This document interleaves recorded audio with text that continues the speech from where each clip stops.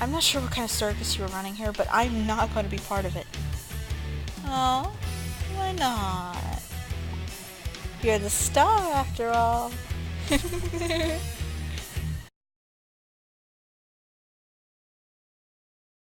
didn't see anybody, just like the previous times. So it's clear what's going on now. But in fact, how could everything he said guide me to an answer? Yes, I'm not alone. Yes, everything reoccurs. But what's the reason for all this? And what is more important? Where's the way out? The only useful thing that I extracted from the conversation was that the local inhabitants were not worth fearing. And that was quite significant to me for now, since it was much better to sleep in a warm cabin instead of the forest. I sighed, took my things, and headed towards the camp. As I was walking, the conversation with my fellow sufferer popped up in my mind every now and then. Why did I not ask him about the message on my phone and some other stuff? There were hints, after all. Maybe if I found some details out, I could have drawn some conclusions. However, it didn't seem like our meeting would be the last one.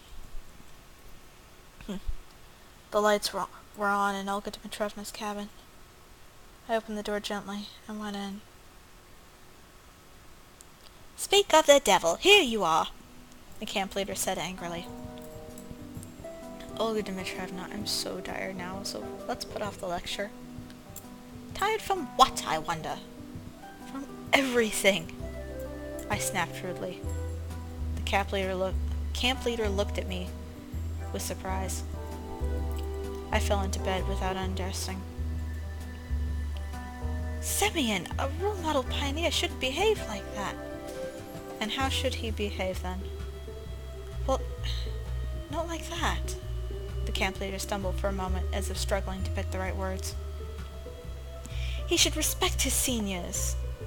"I respect you immensely, for sure." "Semyon!" The sarcasm in my voice didn't go unnoticed. "And now I'd like to sleep." "Wait, By the way, how far is the nearest town? When does the bus arrive? How can I even get out of here?" I asked in a surprisingly calm voice. There was no answer, and there shouldn't have been any. I said all this in order to get rid of her. "Why are you silent?" I'm tired. Let's talk about it tomorrow." The camp leader got up and turned off the light. "Yes, it's all just like that guy said." Why did I speak to him so calmly and properly, I wonder? I should have been shivering from horror. That pioneer didn't have much credibility, but I had a feeling that he's unable to harm me. As soon as I thought that it would be a good idea to ask something else, fatigue overtook me and I passed out.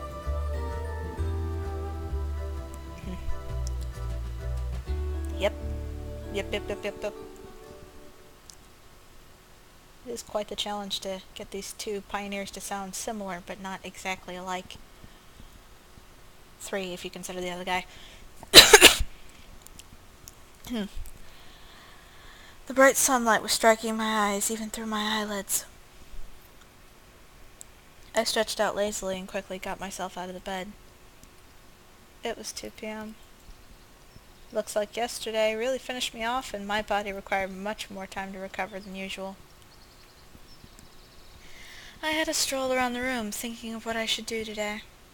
Obviously, my life in the camp would never be the same again after everything that I'd heard from the strange pioneer.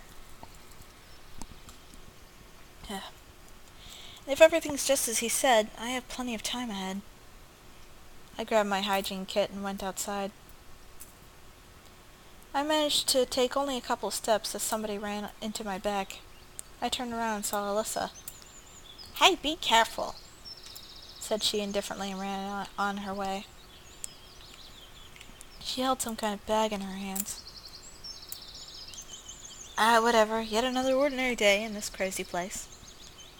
I finished brushing my teeth and then spent an eternity washing my face with ice-cold water to bring myself to my senses and refresh my head at least a little bit. I felt a bit better after that. Suddenly, hope struck me from nowhere. It wasn't a hope that I'd be likely to leave this place safely. Rather, I just didn't want to believe that everything is as bad as that guy told me. Good morning. I heard a faint voice coming from the woods. Someone stood behind a tree. Morning. Are you ready? Ready for what? I looked again, and it seemed like it was the pioneer from the bus stop yesterday. Indeed, I was prepared for such weirdness today, so I wasn't really surprised, and started this conversation quite clear-headed. You didn't believe him, did you? What are you talking about? Everything that he said. Alright, but what is your opinion on what is happening? I'd already distanced myself from the outside world, and decided to treat everything happening to me just like a fictional film, not reality. Hopefully, it would give me more room to move around in terms of situational logic analysis. There is an exit. There has to be, he said excitedly. I don't know, but I'd like to believe that too. If you just... Semyon! I turned around. Slavia was standing right next to me. Who are you talking to? No one. Just talking to myself. I hardly think it's worth telling her about aliens from parallel worlds. She probably can't even see them anyway. Have you prepared already? Prepared for another hike? No. Today's the last day of the session. What? A stupid smile settled on my face. There will be a bus this evening. We're leaving. Holy cow. I was waiting for the most incredible twist, but... Was this what the mysterious pioneer was talking about? Probably it was. Well, apparently, I'll have to go for a second lap and live yet another week in this camp. But this time, I know everything. I haven't packed yet. It's not like I have much to pack anyway. Okay. Slavia shifted her gaze. Seemed like she wanted to say something, but hesitated. Well, see you then. Yeah. I had to ask when we're leaving, at least. I went to the square with the intention of discovering that. There's gotta be someone I know there. But believe it or not, there was only Jenda waiting for me at the square. Probably all of the pioneers are busy with packing. I took a seat on a bench and just stared at the sky. Turns out that today I just have to wait for the departure, pass out on the bus, and wake up in the camp again, just like the first day. Everything was drowning in silence. It's exactly that time of summer day when the sun seems stuck in the sky, the birds and crickets have gone on for an after-lunch doze, and the wind is saving its energy to deliver long-awaited coolness to people in the evening. It suddenly crossed my mind that I haven't just missed lunch, but I haven't had any breakfast either. It was ridiculous to search for anything in the canteen. The pioneers had surely cleaned up everything just before the departure. I scratched my head and made my way to Olga Dimitrievna's cabinet. Surely there should be something edible in the table's drawer. Someone called for me just as I approached the door. Sure, the electronic swiftly approached the cabin. Ah, you already packed up? Already packed up? I answered, imitating him. You haven't been quite yourself the last few days. What makes you say that? How should I know? You'd know better. I mean, why are you concerned? No reason. A real pioneer always treats a comrade's problems as his own. I cast a skeptical look at him. Thanks for your concern. I'm fine. There was actually a half loaf of stale bread and a piece of smoked sausage in the drawer. Wow, cool. I've ate everything with deliberate pleasure, washing it down with smelly water that Olga Dimitrievna probably used to water the plants. Just as I finished, someone started knocking on the door. Come in. Eliana rushed into the room. Oh, it's just you, she said disappointedly. And who did you expect to see? A circus complete with bears? Eliana giggled. Where's Olga Dimitrievna? Dunno. I shrugged. Why not? I don't know because I don't know. What do you want from her anyway? Got to ask something before the departure. Okay, I'll tell her that you were searching for her if I see her. By the way, why aren't you packing up? Like I have much to pack. Well, see ya. She cracked a sly smile and bounded out of the cabin, slamming the door behind her. And still, it's really strange that nobody seemed to be puzzled by the sudden departure. Why am I the only one who was not expecting it? Like everyone really cares if I pack my things up. As well as that, doesn't anyone care that this is the last time we're seeing each other? The words of that guy in the forest yesterday about all the camp's tenants became unreal suddenly sprang into my mind. Well, right now, I'm more ready to believe it than ever. The desk drawer where I found my breakfast contained lots of odds and ends. I grabbed a pencil and a piece of paper, examined them for some time, and then slipped them into my pocket. Just in case. I had no intention of watching over all the pioneers running around and packing, so I just lay on my bed and didn't even notice how I dozed off.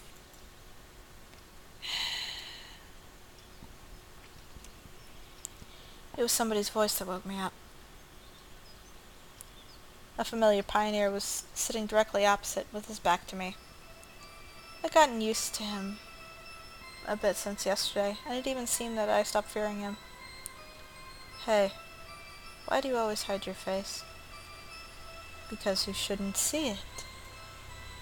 If you say so. I wasn't in a position to argue. So, what are you going to reveal this time?